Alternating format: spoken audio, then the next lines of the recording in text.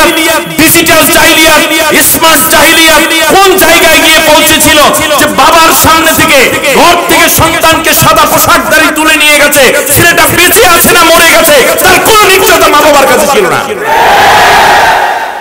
ভুলে গেছেন আপনারা? আল্লাহ রাব্বুল আলামিন বললেন শোনো,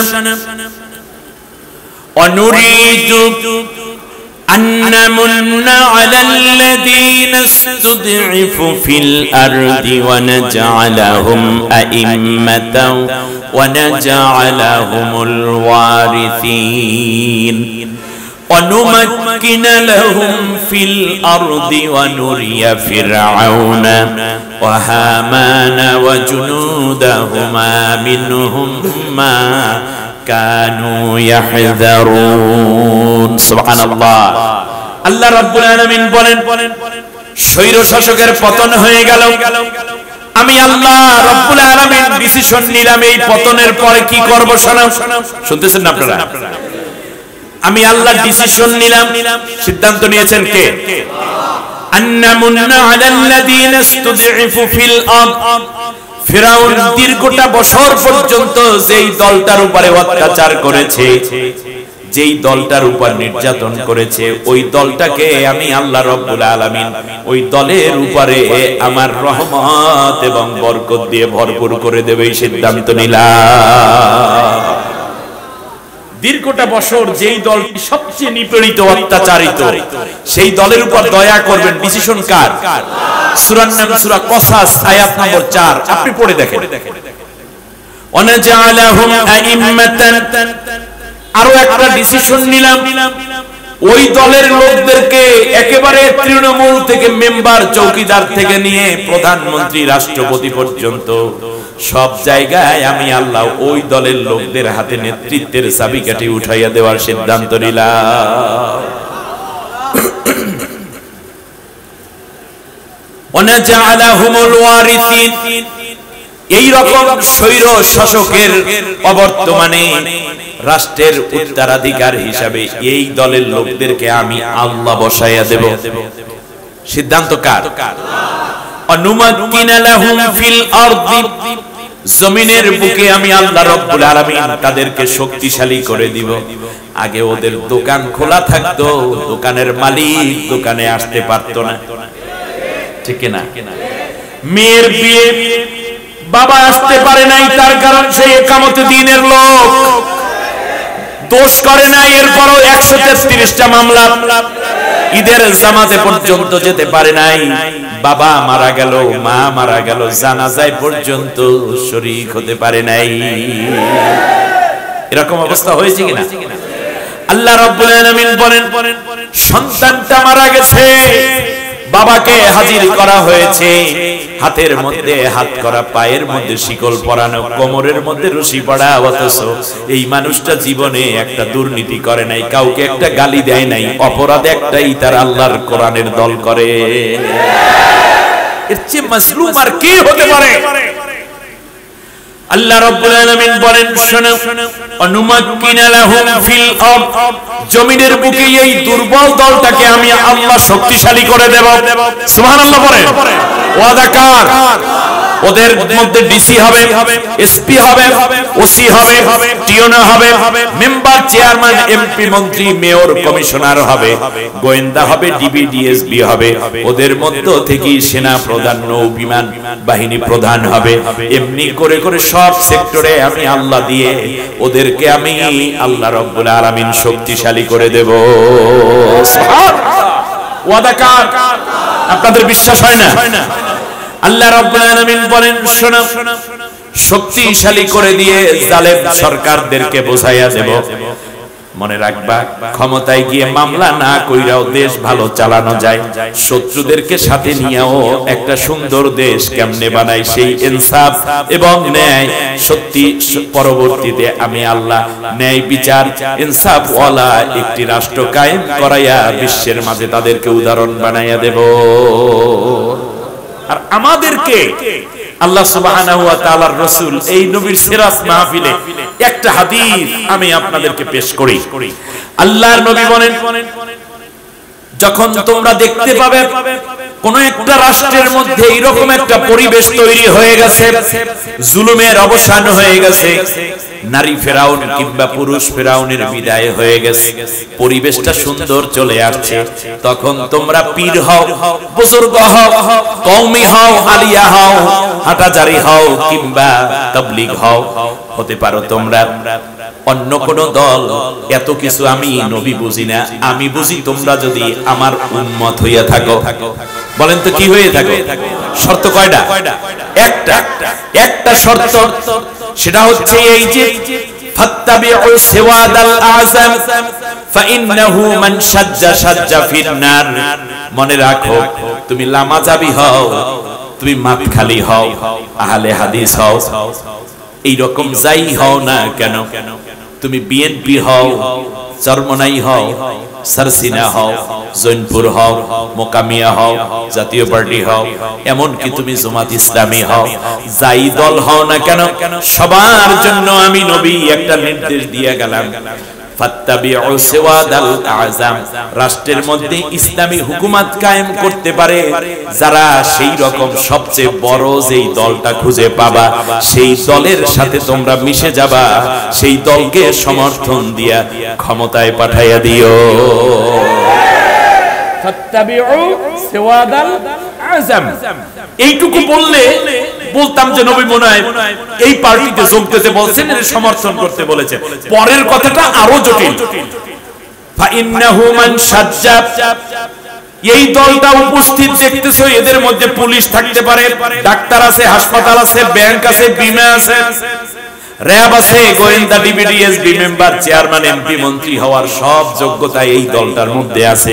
এরপরে এই দলকে যদি কোন রকম তোমরা সমর্থন না দিয়া ইসলামী হুকুমত প্রতিষ্ঠা যদি সহযোগিতা না করো, বরং বাতিলপন্থী আরো কিছুদিন থাকুক এই চিন্তা তোমরা যদি করো, সাজ্জা ফিন্নার, তাহলে আমার উম্মত তুই জান্নাতে যাইতে পারবি না, তুই জাহান্নামে পড়ে যাবি। আমি এই কথাগুলো রেখে আপনাদের উদ্দেশ্যে একেবারে চলে যাব গোড়ার কথায়। অসুবিধা হচ্ছে না তো? বাস, এটা আমার ভূমিকা কথা।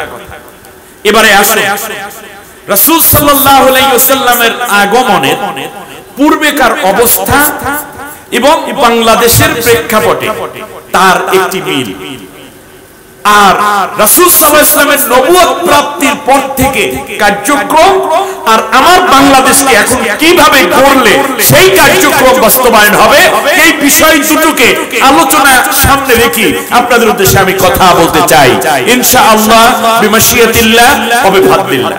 আল্লাহ কবুল করুন, বলেন আমিন। আসেন, রাসূল সাল্লাল্লাহু আলাইহি ওয়াসাল্লাম আগমনের পূর্বে যেই যুগ ছিল, সেই যুগটাকে বলা হয় আইয়ামে জাহিলিয়া। বলেন যুগের নাম কি? দ্য এজ অফ ডার্কনেস, অন্ধকারাচ্ছন্ন যুগ। আচ্ছা, অন্ধকার বলতে কি, তখন কি সূর্য উঠতো না এরকম? সেখানে চাঁদের কিরণ ছিল না রাতে এরকম? ঘরগুলোতে কোনো বাতি ছিল না এরকম? না, এই অন্ধকার হলো জ্ঞানের অন্ধকার, এই অন্ধকার হলো মনুষ্যত্বের অন্ধকার, এই অন্ধকার ছিল মানবতার অন্ধকার, এই অন্ধকার ছিল সংস্কৃতির অন্ধকার, এই অন্ধকার ছিল নারীদের অধিকারহীনতার অন্ধকার, শিশু হত্যার অন্ধকার, চুরি ডাকাতির অন্ধকার, খুনাখুনির অন্ধকার, যুদ্ধ বিগ্রহের অন্ধকার, মানুষ মানুষকে মেরে অত্যাচার করে বীরত্ব দেখাবার অন্ধকার, শিক্ষা নামে কুশিক্ষার অন্ধকার, সংস্কৃতির নামে নগ্নতার অন্ধকার, মাদক দ্রব্যের ছিল সয়লাব। আচ্ছা, দুই একটা কাজের কথা আমি বলি, তাহলে আপনারা বুঝবেন। সেই সময় আমরা জানি কন্যা সন্তানদেরকে জীবন্ত কবর দেওয়া হতো, এটা আপনারা জানেন কি না? জাহিলিয়াত যুগে রাসূল সাল্লাল্লাহু আলাইহি ওয়াসাল্লাম আসার আগে ওই আরবের মানুষেরা কি করত? কন্যাদেরকে জীবন্ত কবর দিত। এখন আপনাদের কাছে আমি জানতে চাই, সব কন্যাদের কি তার বাবারা কি জীবন্ত কবর দিত? না। সিরাত বুঝতে হলে একেবারে ঠান্ডা মাথায় বসতে হবে, ভালো করে বুঝুন। বিশ্লেষণ না হলে আপনি কিয়ামত পর্যন্ত শুনবেন, কিছুই আসবে না কাজে, কিছু কাজবেন আর বুঝে না বুঝে চলে যাবেন। না, আমি চাচ্ছি কিছু নিয়ে যান। সেই সময় যদি সব নারীদেরকে জীবন্ত কবর বাবারা দিতেন, মেয়েদেরকে, কন্যাদেরকে, তাহলে বলুন আয়েশা আসলো কোথা থেকে? খাদিজা রাদিয়াল্লাহু আনহা আসলেন কোত্থেকে? মাইমুনা আসলেন কোত্থেকে? রুকাইয়া আসলেন কোত্থেকে? সুমাইয়া আসলেন কোত্থেকে? তাহলে বোঝা যায় সব বাপেরা তাদের কন্যাদেরকে জীবন্ত কবর দিত না। কারা দিত? দিত হলো এমন একটি সম্প্রদায়, দরিদ্র শ্রেণী, যারা ছিলেন শোষিত। কন্যা সন্তান যখন বড় হবে, বড় হওয়ার পরে ওই দেশেরই শাসক শ্রেণী, প্রশাসক শ্রেণী, আবু জেহেল, আবু লাহাব, উতবা, সাইবাদের লালিত পালিত মানব নামক কিছু কুকুর শ্রেণীর যুবক, লালিত কিছু যুবকরা, যারা তাদের দলীয় ব্যানার ব্যবহার করে, রাষ্ট্র ক্ষমতাকে পুঁজি করে তারা ওই দরিদ্র শ্রেণীর সুন্দরী, রূপসী, তন্নি, যুবতী মেয়েটাকে ওই বাবা মায়ের সামনেই জেনা করত, দর্শন করত, অথবা তার ইজ্জত হনন করে তাকে কোনো এক জায়গায় নিয়ে দীর্ঘদিন কেবলমাত্র ভোগের উপকরণ বানিয়ে রাখত।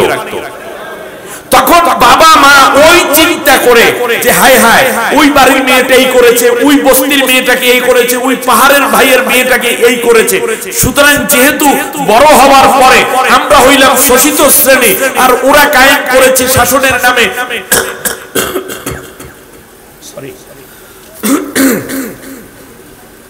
শাসনের নামে নির্যাতন, যেহেতু আমি পরবর্তীতে আমার মেয়ের সিকিউরিটি দিতে পারবো না, সতীত্বের গ্যারান্টি, নিরাপত্তা দিয়ে রাখতে পারবো না, অতএব শিশু বেলায় মেরে ফেলাই ভালো।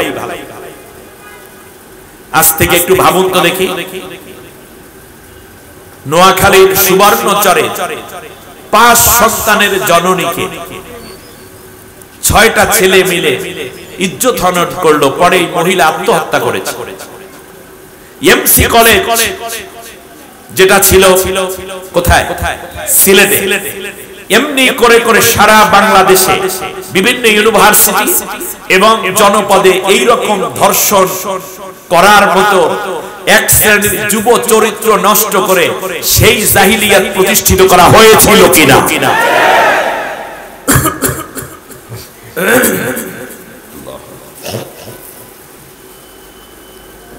এবারে আসি সেই জাহিলিয়াতে একটি মেয়েকে ব্যবহার করার পরে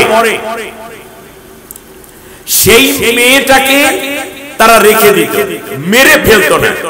কিন্তু আমাদের ডিজিটাল জাহিলিয়াতে আমরা দেখেছি একটি যুবতী মেয়েকে, কোন নারীকে তুলে নেয়ার পরে 7-8টা কুকুরে তাকে, মানে মানবরূপী কুকুররা সারা রাত ধরে তাকে ব্যবহার করেছে। অবৈধ মেলামেশা করার পরে সেই মেয়েটাকে হত্যা করে একসাথে 10-12 টুকরা করে 10 জায়গায় ফেলে দিয়েছিল। বলুন দেখি, সেই জাহিলিয়াত জঘন্য নাকি ওই জাহিলিয়াত আরো জঘন্য ছিল? আমার কথা আপনাদের বুঝতে অসুবিধা হওয়ার কথা না। দাঁড়িয়েছিলেন হযরতে আদি ইবনে হাতেম তাই, হযরতে হাতেম তাইয়ের পুত্র আদি। হাতেম তাই তো নাম শুনেছেন, দানবীর। সূরা কুরাইশ নাজিল হলো, ফালিয়াবুদু রাব্ব হাযাল বাইতিল্লাযী আত'আমাহুম মিন জু' ওয়া আমানাহুম মিন খাউফ। আল্লাহ রাব্বুল আলামিন বললেন, নবী গো, এই বাইতুল্লাহ, এই রব, এই আল্লাহর গোলাম তোমরা হয়ে যাও, তাহলে 2টা গ্যারান্টি দেব। তোমাদের খাবারের আর কোনো কষ্ট থাকবে না, তোমাদের খাদ্যের স্বয়ং সম্পূর্ণতা আসবে, এবং সামাজিক এবং রাজনৈতিক, অর্থনৈতিক, জানমালের কোনো ভয় তোমাদের করতে হবে না, পূর্ণ নিরাপত্তা পেয়ে যাবা। সুবহানাল্লাহ। আল্লাহর নবী সোজা হয়ে বসলেন, আদি ইবনে হাতেম তাইকে বললেন, আদি রে, এমন একটা সময় আসবে, আজকে ইসলাম প্রতিষ্ঠিত নাই বলে এত কষ্ট, আল্লাহর কোরআনের আইন কায়েম নাই বলে মানুষের খাবারে কষ্ট, জানমালের নিরাপত্তাহীনতা, এমনকি যুবতী মেয়েকে স্কুল, কলেজ, ইউনিভার্সিটিতে পাঠানোর পরে সতীত্ব নিয়ে ফিরে আসতে পারবে কিনা এই দুশ্চিন্তা, বিদেশে স্বামী থাকে, স্ত্রীর ইজ্জত কেউ হনন করবে এই দুশ্চিন্তা। কিন্তু মনে রেখো, এমন একটা সময় আসবে যাকাত নেয়ার মতো কোনো লোক এই ভূখণ্ডে পাবা না। ঠিক তার পাশাপাশি এমন একটা সময় আসবে, ইয়েমেনের রাজধানী সানা থেকে মদিনার হাজরামাউত পর্যন্ত ষোড়শী যুবতী, তন্নি, রূপসী, অলংকারে সুসজ্জিত হয়ে দিন এবং রাতে ভ্রমণ করবে, তার ইজ্জত অনন্ত দূরের কথা, তার দিকে চোখ তুলে তাকাইয়া ইফটিজিং করবে, এই রকম কোন দুঃসাহসওয়ালা কোন মানুষ এই বিশাল ভূখণ্ডে থাকবে না। আদি ইবনে হাতেম তাই বৃদ্ধ হয়ে যাচ্ছেন, নবীজি ওফাত হয়ে গেলেন, তারপরে রাষ্ট্র চালালেন আবু বকর রাদিয়াল্লাহু তাআলা আনহু 3 বছর। এরপরে খলিফা কে ছিলেন যেন? হযরতে ওমর রাদিয়াল্লাহু তাআলা আনহু। ওমর রাদিয়াল্লাহু তাআলা আনহুর শাসনামলে আদি ইবনে হাতেম তাই দেখতেছেন যাকাত নিতে কেউ আসে না। তিনি চিন্তা করলেন আমার 5000 দিনার স্বর্ণ মুদ্রা যাকাত হয়েছে, এটা তো দিতে হবে। কাদের মধ্যে গাঁঠি নিয়ে বের হয়ে পড়লেন। 5 দিন পর্যন্ত ঘুরলেন, যাকেই জিজ্ঞেস করে ভাই যাকাত নেবেন, সে বলে না ভাই আমার যাকাত দরকার নাই, আমি এবছর কিছু যাকাত দিয়েছি বড়। 5 দিন ঘুরে ঘুরে এক অঞ্চল থেকে আরেক অঞ্চলে চলে যাচ্ছে, মাঝখানে দেখতে পেলেন আরেকজন একটু লোক, সে বেশি ক্লান্ত, জামাটা ময়লা হয়ে গেছে, চুল উস্কো শুষ্কো আর চুলগুলো বেশি এলোমেলো হয়ে গেছে। জিজ্ঞেস করলেন ভাই আপনি কি আসর নামাজ পড়েছেন? বলল না ভাই পড়ি নাই। আসেন জামাতে নামাজ পড়ি। দুইজন মিলে নামাজ শেষ করে আদি বললেন যে ভাই আপনি মনে হয় গরিব মানুষ, আপনাকেই আমি খুঁজতেছি, এই নেন আমার এখানে 5000 স্বর্ণ মুদ্রা আছে দিনার, এইটা যাকাত, ভাই কোন যাকাত নেওয়ার লোক পাই না, আপনি দয়া করে এটা নিয়ে যান। আপনার কথা শুনতেছেন আমার? হযরতে আদি ইবনে হাতেম তার কথা শুনে লোকটি মুস্কি হাসি দিয়ে বললেন যে আপনি মনে করছেন এটা বরিশালের গাঠি না? বরিশালের মানুষের লঞ্চে আসলে বলে বরিশালের গাঠি। তো যাই হোক, তখন তার ওই কথা বলেন, বলছেন যে আপনি মনে করেছেন আমি গরিব, আপনার চেয়ে আমার বোঝাটা কম না ছোট না বড়? বলে বড়। বলে আপনার এখানে আছে কত? বলে 5000 স্বর্ণ মুদ্রা। বলল যে আমার এখানে আছে 15000 স্বর্ণ মুদ্রা। আপনি কতদিন ঘুরতেছেন? বলল যে আমি 5 দিন ধরে ঘুরতেছি, যাকাত দেব, যাকাত গৃহীতাকে আমি পাচ্ছি না। বলল যে শোনেন তাহলে আপনি আমার চাইতে গরিব, আমার এখানে 15000, আপনার আছে 5000, আপনি আমার চেয়ে গরিব, আপনি আমারটা নিয়ে যান।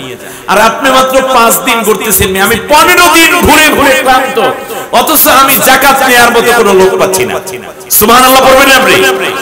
আদির মনে পড়েছে আল্লাহর নবী বলেছেন আদিরে যাকাত নেয়ার মতো কোনো লোক পাবে না, এমন একটি সমাজ প্রতিষ্ঠিত হবে যখন আল্লাহর কোরআন দিয়ে দেশ চলবে। সুবহানাল্লাহ বলেন। আল্লাহ রাব্বুল আলামিন ওয়াদা করেছেন ওয়ালাউ আন্না আহলাল কুরা আমানু ওয়াত্তাকাউ লাফাতাহনা আলাইহিম বারাকাতিম মিনাস সামাই ওয়াল আরদ।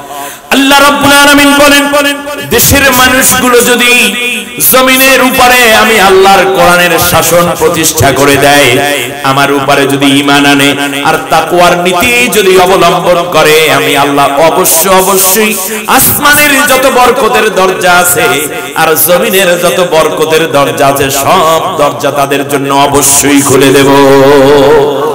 জমিনের মধ্যে পেঁয়াজ বেশি হবে, রসুন বেশি হবে, আলু বেশি হবে, শুধু এটাই বরকত নয়, বরং আল্লাহ বোঝাতে যাচ্ছেন এই জমিনের নিচে আছে তেলের খনি, স্বর্ণের খনি, রয়েছে গ্যাসের খনি, কয়লার খনি, আছে হীরার খনি।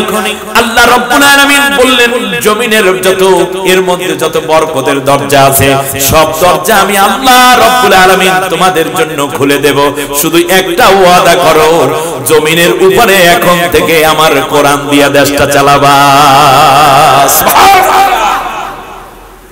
আমার কথা আপনাদের বুঝে আসছে? তো সেই সময় কন্যা হত্যা আর ডিজিটাল স্টাইলে এসে দেখলাম ধর্ষণ এবং ধর্ষণকারিনীকে আবার হত্যা। ওই জাহিলিয়াতের চেয়ে এই জাহিলিয়াত আরো জঘন্য, ঠিক না বলেন? সেখান থেকে আমি আসলাম একটি ইসলামী সমাজ ব্যবস্থায় যেখানে যাকাত নেয়ার লোকও পাওয়া যায় না, কারণ ইসলামী হুকুমত আসলে আর দুর্নীতি চলবে না, ঘুষ চলবে না, সিন্ডিকেট থাকবে না, দুর্নীতি থাকবে না, সুদ থাকবে না, অন্যায় থাকবে না, অবিচার থাকবে না, তখন মানুষ নিজেরাই সমৃদ্ধ হয়ে উঠবে ইনশাআল্লাহ। এবার আল্লাহর নবী কি বললেন? ইয়ামানের রাজধানী সানা থেকে মদিনা হাজরামাউত পর্যন্ত নারীদের ইজ্জতের নিরাপত্তা আসবে। সুবহানাল্লাহ বলেন।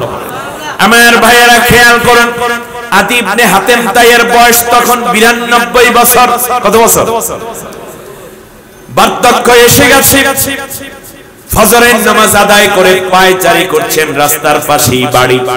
এমন সময় দেখতেছেন ঘোড়ায় সওয়ার হয়ে একজন ষোড়শী নারী, মেকআপ পরা, বোরকা পরা, কিন্তু সে যুবতী বাহির থেকেও তো বোঝা যায় না?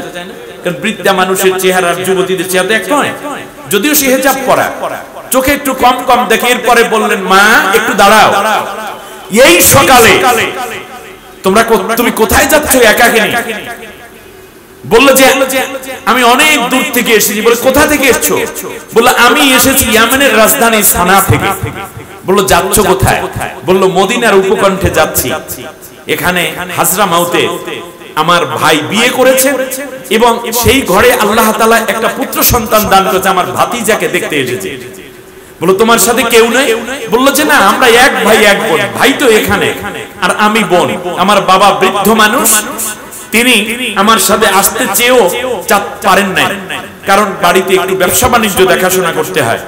বলো তুমি এই কয়দিন সফর করো? বলে 4 দিন 4 রাত।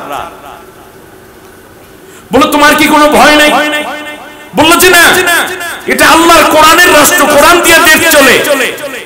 এই রাষ্ট্রে আল্লাহ ছাড়া অন্য কারো ভয় তো থাকার কথা না।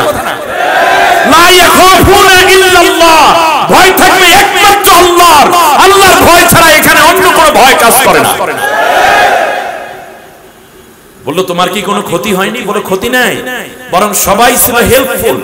চক্ষু নিচু করে জিজ্ঞেস করে, বোন আপনার জন্য আমরা কি করতে পারি? সারাটা পথে এই কথাই শুনলাম। আমি চলছি, আমার আব্বা আমাকে বিদায় দেওয়ার সময় বলেছেন, এটা ইসলামী রাষ্ট্র, আল্লাহর কোরআন দিয়ে দেশ চলে। অতএব আমার কন্যা তুমি চিন্তা করবা না, তোমাকে আল্লাহর হাতে সুপর্দ করে ছেড়ে দিলাম। তবে মনে রেখো, তোমার যদি ক্ষতি কেউ করতে চায় তাহলে কিয়ামতের ময়দানে আমি ওমরের বিরুদ্ধে মামলা করব। তার কারণ একজন নারীর ইজ্জতের গ্যারান্টি যেই খলিফা দিতে পারে না, কে বলেছে তাকে রাষ্ট্র ক্ষমতায় থাকতে? অতএব রাষ্ট্র ক্ষমতায় থাকতে হলে মানুষের জান মাল ইজ্জত সম্ভ্রমের নিরাপত্তা দিতে হবে। এই নিরাপত্তা দিতে না পারলে অবশ্যই তাকে পদত্যাগ করে চলে যেতে হবে। গেছে তো গেছে, যাওয়ার সময় দেশের টাকা যা ছিল সব পাচার করে লয়ে গেছে। এই পাচারকারীর মাস্টার মাইন্ড যে বেচারা বৃদ্ধ মানুষ, আহারে দাড়িও রাখলো, সাদা চুল সাদা দাড়ি, দরবেশ। কত মানুষকে আর ফাঁকি দিবেন আপনি? যাওয়ার সময় দাড়িগুলোরে কামাইয়ে ফেলাইলো, সাদা চুলগুলোকে কালো করে ফেললো।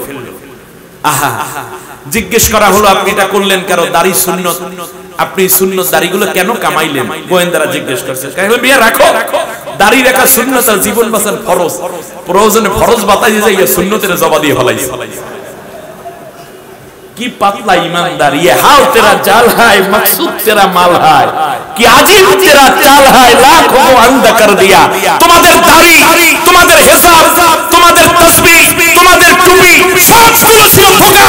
জাতি বুঝে ফেলতে পারার কারণে তরুণ সমাজ জেগেছে, ছাত্র সমাজ জেগেছে, ভবিষ্যৎ দেশের স্বাধীনতা সার্বভৌমত্ব রক্ষার অত্যন্ত প্রহরী তোমাদেরকে বিদায় হতে বাধ্য করেছে।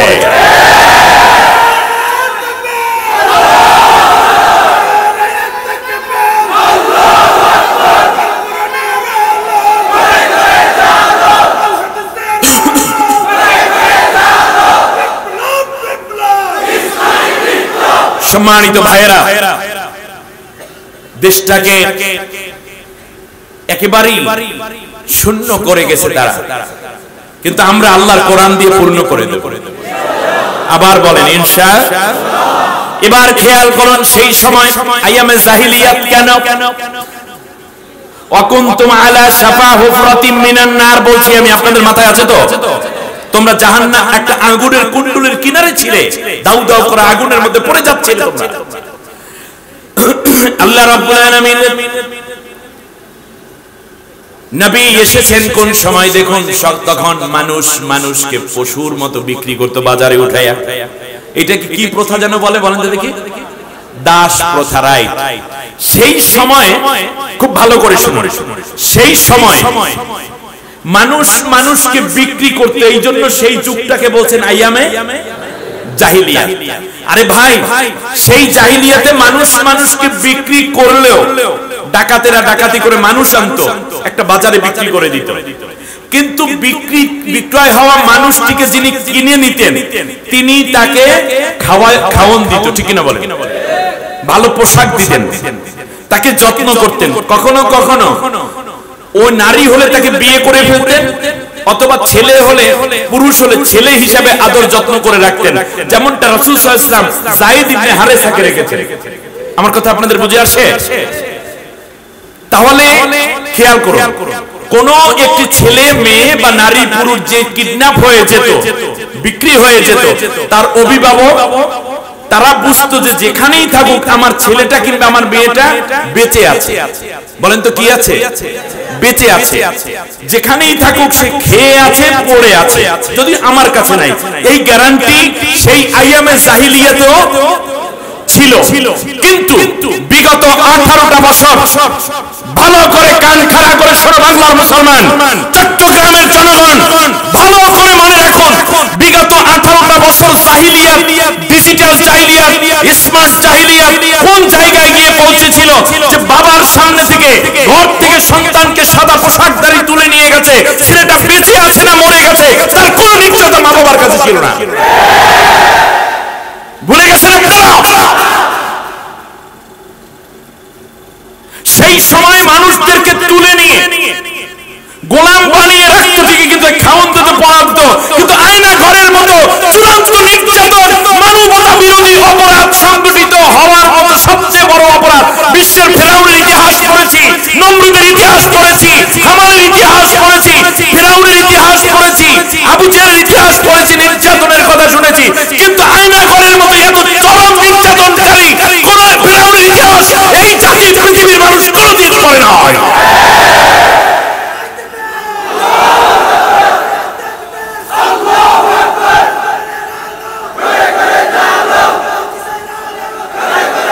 আমি আজকে এই বিশাল সিরাত মাহফিল থেকে আহ্বান করব, এই আয়না ঘরের নেপথ্য কারিগর যারা, তাদেরকে ধরে ধরে, এরা তো 18 বছর রেখেছিল, 3টে বছর মাত্র আয়না ঘরে ঢুকিয়ে তাদের মতো শাস্তি তাদেরকে দিতে হবে।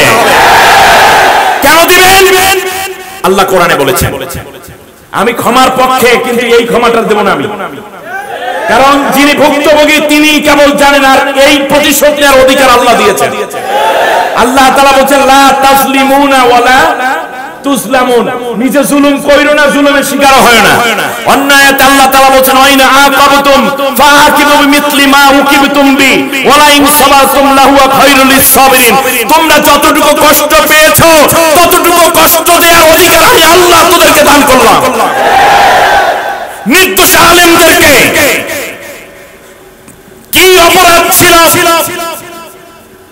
আরমান বিন কাসেমের, কি অপরাধ ছিল আমান আজমির, কি অপরাধ ছিল বাংলাদেশের বড় বড় উলামায়ে কেরামদের, কেন তাদেরকে কেন এই অত্যাচারটা করা হয়েছে? সূর্যের মুখ দিয়ে জাহানের সারা দিন রাত পা বেঁধে রাখা, মাত্র 5 মিনিট সময় দিত মাত্র বাথরুম আর ওযু করার জন্য, গোসল করার জন্য। নির্যাতন কাকে বলে তা শুনলে কোন মানুষ ঠিক থাকার কথা নয়। সেইটা যদি জাহিলিয়াত হয় তাহলে এইটা কি জাহিলিয়াত? কত মানুষ গুম করা হয়েছে, হত্যা করা হয়েছে, তাদের আজও পর্যন্ত লাশ পর্যন্ত খুঁজে পাওয়া যায়নি। এই চট্টগ্রামে গুম হয় নাই, শুধুমাত্র ক্ষমতায় থাকবেন বলে আপনি এই কাজগুলো করলেন। কত কোটি বছর আপনি ক্ষমতায় থাকতেন, একদিন তো একদিন চলেই যেতে হতো, ঠিক না বলেন? কিন্তু আপনি যে কাজ করেছেন, যাওয়ার সময় হাজার হাজার ছাত্রের বুকে গুলি চালিয়ে হত্যা করে, পঙ্গু করে, অন্ধ করে, তারপরে পালাতে বাধ্য হয়েছে।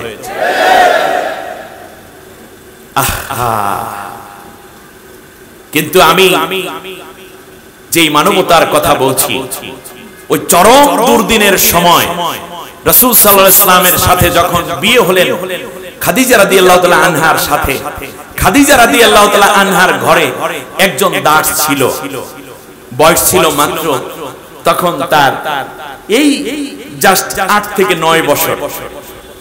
আহারে, 8 থেকে 9 বছরের একটা শিশু খাদিজা রাদিয়াল্লাহু তাআলা আনহাকে আবার দান করেছেন হলো তার মামাতো ভাই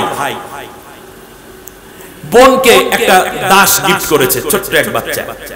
বিয়ের রাতে মানে বাসর রাতে রাসূল সাল্লাল্লাহু আলাইহি ওয়াসাল্লামকে খাদিজা রাদিয়াল্লাহু তাআলা আনহা তার সমস্ত সম্পত্তি যেমন উইল করে দিলেন, বললেন মুহাম্মদ আপনার মতো স্বামী পেয়ে আমি ধন্য। এত ভালো স্বামী যে পায় তার সম্পদ লাগে না। সুবহানাল্লাহ সুবহানাল্লাহ।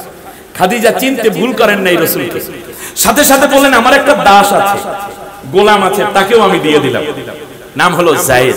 সুবহানাল্লাহ। হ্যাঁ, যায়েদ রাদিয়াল্লাহু তাআলা আনহু রাসূল সাল্লাল্লাহু আলাইহি ওয়াসাল্লামের খাদেম হয়ে গেলেন, আব্বা বলে ডাকেন। সুবহানাল্লাহ। মানুষরা বলা শুরু করলেন নাম তো যায়েদ বিন মুহাম্মদ। আল্লাহ যদিও বলেছেন বাবা ছাড়া অন্যকে আব্বা ডাকা যাবে না, কিন্তু ঘটনাটা হলো ভিন্ন। যায়েদ রাদিয়াল্লাহু তাআলা আনহুর বাবা এবং চাচা এই দুইজনে এক পর্যায়ে খবর শুনেছে যে মুহাম্মাদের কাছে যায়েদ আছে। দেখেন, তাকে দাস না বানিয়ে সন্তান বানিয়ে রাখলেন। এটা ইসলাম। বলেন এটার নাম কি? ইসলাম। রাসূল সাল্লাল্লাহু আলাইহি ওয়াসাল্লাম যখন শুনতে পেলেন নবীর সাথে দেখা করতে এসেছে যায়েদ এবং যায়েদের বাবা এবং মানে হারেসা এবং তার হারেসার ভাই, আপনি যায়েদের চাচা, রাসূল সাল্লাল্লাহু আলাইহি ওয়াসাল্লাম প্রথমে আসলেন, এসে বলেন আপনারা কোথায় আসছেন? বলে এইভাবে আসছেন। কেন আসছেন? যে আপনার ঘরে যায়েদ আছে। আমাদের এই ছোট্ট যায়েদের মা, যায়েদের বয়স যখন মাত্র 1.5 বছর, তখন সে যাচ্ছিল তার বাবার বাড়িতে, পথিমধ্যে ডাকাতেরা পেয়ে তাকে বিক্রি করে দিয়েছে বাজারে, সেখান থেকে কিনেছে অমুকে, তার হাত ঘুরে ঘুরে আপনার কাছে এসেছে। আমার যায়েদের মাকে আমরা ফিরে পেয়েছি, এখন যায়েদকে আমরা ফিরিয়ে নিতে এসেছি। রাসূল সাল্লাল্লাহু আলাইহি ওয়াসাল্লামের কাছে যখন এই কথা বলা হলো, নবী সাল্লাল্লাহু আলাইহি ওয়াসাল্লাম বললেন যে শুনেন, আমি এখন আপনাদের কাছে যায়েদকে ডাকবো, আপনি যে যায়েদের পিতা এটা আমি বলে দেব, এবং চাচা এসেছেন এটা আমি বলবো। এরপরে আমি যায়েদকে স্বাধীনতা দেব, সে চাইলে আপনাদের সাথে চলে যেতে পারবে। আর যায়েদ যদি আমার সাথে থেকে যেতে চায় তাহলে একটু জোরাজুরি করবেন না, কারণ যায়েদকেও আমি প্রচন্ড ভালোবাসি, যায়েদকে আমি প্রচন্ড মায়া করি। সুবহানাল্লাহ। আল্লাহু আকবার। একটু ভাবুন মমতা কোন জায়গায় নবী নিয়ে গেছেন, সেই জাহিলিয়াতকে কিভাবে ইসলামে পরিণত করলেন। আপনাদের কষ্ট হচ্ছে না তো? আল্লাহর নবী ডাকলেন যায়েদ আসো। আল্লাহর নবীর সামনে যায়েদ আসলেন, নবীজি বললেন যায়েদ এই হলো তোমার আব্বা হারেসা, এই হলো তোমার চাচা, তোমার মা বাড়িতে তোমার বিরহে কান্দে, দীর্ঘদিন পর্যন্ত তোমাকে পায় না, 1.5 বছর বয়সের সময় তোমাকে ডাকাতেরা নিয়ে গেছিল, হাত ঘুরে ঘুরে তুমি এখন আমার কাছে আছো। তোমার আব্বা দেখো কান্না করে, তোমার চাচাও তোমার জন্য কান্দে, আর তোমার মা বাড়িতে কান্না করে।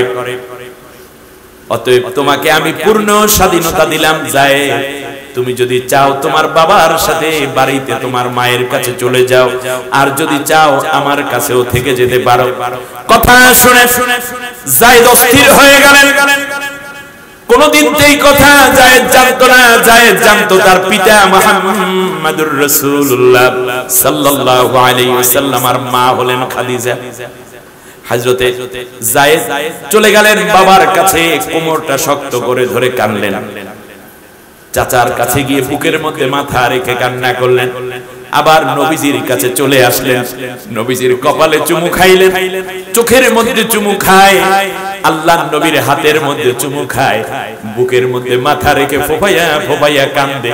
কিছুক্ষণ পরে আল্লাহর নবী সান্ত্বনা দিয়ে বললেন যায়েদ তুমি যেতে চাইলে আমি কোনো বাধা দেব না, তুমি যেতে পারো, মাঝে মধ্যে আবার আমার কাছে তুমি আইসো। একদিকে বিশ্বনবী দাঁড়ানো, আর একদিকে বাবা এবং চাচা দাঁড়ানো। এমন সময় যায়েদ রাদিয়াল্লাহু তাআলা আনহু নবীর দিকে একবার তাকায়, বাবা এবং চাচার দিকে আরেকবার তাকায়। শেষ পর্যন্ত আল্লাহর নবীর কাছে গিয়ে আবার বুকের মধ্যে মাথা রেখে বাপ চাচার দিকে তাকায়া তাকায়া যে কথাগুলো বলছিলেন, আল্লাহর নবীর বুকের মধ্যে যায়েদের মাথা, আর নবীও যায়েদকে জড়াইয়া ধরে রেখেছে। এবার বলতেছেন আব্বা 17টা বছর পর্যন্ত আপনাদেরকে দেখি নাই, যায়েদ নামে আপনার সন্তান আছে, এটাও হয়তো বা আপনারা জানছেন মাত্র, কিন্তু এই দীর্ঘটা বছর পর্যন্ত বাবার স্নেহ মমতার মায়ের আদর দিয়ে এই মানুষটি আমাকে বড় করে তুলেছেন, এই নবী আমাকে বড় করে তুলেছেন, তিনি আমার মা, তিনি আমার বাবা, আমার কোনো জিনিসের কোনো ঘাটতি পড়েনি। আপনাদের কাছে যদি আমি যাই, নবীর বুক ছেড়ে যদি আমি চলে যাই, তাহলে হয়তোবা নবীর বিরহে, নবীর মায়া, নবীর মহব্বত, নবীর স্নেহ আদরের কথা মনে উঠলে আমি জায়েদ বাঁচবই না। সুতরাং আপনারা চলে যান, মাঝে মধ্যে আমি আপনাদেরকে দেখতে যাব, কিন্তু আমি নবীর কদম ছেড়ে কোথাও যাব না। সুবহানাল্লাহ।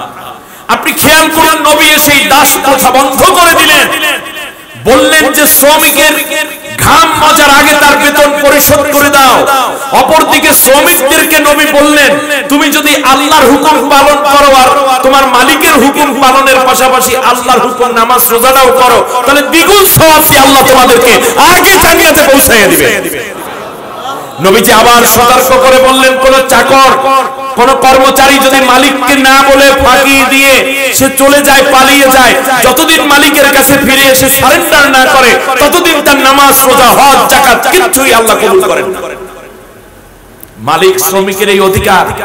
ইন্তেকালের শপথের সময় নবী বললেন, আসসালাত আসসালাত ওয়া মা মালাকাত আইমানুকুম, আমার উম্মত নামাজ নামাজ, আর তোমাদের অধিভুক্ত চাকর বাকর যারা আছে তাদের দিকে খেয়াল রাখো, কারণ আল্লাহ তাআলা তাদেরকে অভাবে ফেলাইয়া তোমাদের কাছে এনে উভয়ের মধ্যে ভাই ভাই হিসাবে বসবাস করার একটা চমৎকার পরিবেশ করে তাদের শ্রম আর তোমাদের মেধা এবং অর্থ, অতএব সবাই মিলে সমানভাবে ধনী হওয়ার চেষ্টা করো, একজনে ধনী হয়ে যেও না।